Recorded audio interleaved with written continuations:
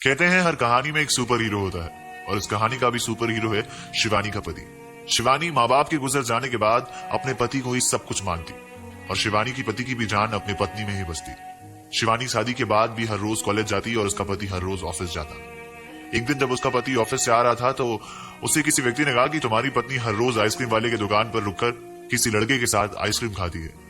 ये बात शिवानी का पति बर्दाश्त न कर सका और उस लड़के से बिना कुछ आगे बात किए चुपचाप घर चला आया और शिवानी का इंतजार करने लगा। शिवानी जैसे ही घर पर आई उसने शिवानी को जोर का थप्पड़ मारा और कहा कि कल से तुम्हारा कॉलेज जाना बंद। और शिवानी से एक बात भी नहीं किया और शिवानी चाहकर भी कुछ कह नहीं सकी। कुछ दिन तक शिवानी शांत रहने लगी और हंसती खेलती शिवानी शांत रहने की वजह से बीमार पड़ गई। जब उसके अंदर उसके पति ने बदलाव देखा तो उसे डॉक्टर के पास ले गया तो डॉक्टर ने कहा कि आपकी पत्नी की मानसिक स्थिति खराब हो रही है।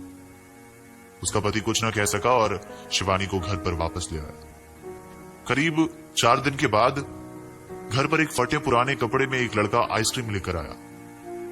तो उसके पति ने पूछा कि तुम कौन हो? तो उस लड़के ने कहा कि भैया शिवानी दीदी ने मुझे बताया था कि उनका घर है और आज उनका जन्मदिन है, मैं उनके लिए आइसक्रीम लेकर आया हूं। माँ बाप के गुजर जाने के बाद वो हर रोज मुझे मेरे मनपसंद के आइसक्रीम खिलाया करती थी, लेकिन कई दिनों से वो मुझे कॉलेज जाते हुए भी नहीं दिखती। ये सुनकर शिवानी के पति का सर शर्म से नीचे झुक गया। उसको अंदाजा लग चुका था कि उसने कितनी बड़ी गलती की, लेकिन चाहते हुए भी वो कुछ नहीं कर सकता था। वो जब शिवानी के पास गया तो शिवानी बिल्कुल पागल हो चुकी थी। अर्थात जिंदगी में कभी कभी हम बिना बातों को जाने इतना जल्दी रिएक्ट कर देते हैं कि बाद में हमें पछताने के अलावा कुछ नहीं मिलता। बेहतर होगा कि आप चीजों को जान लें, चीजों के बारे में समझ लें, फिर रिएक्ट करें।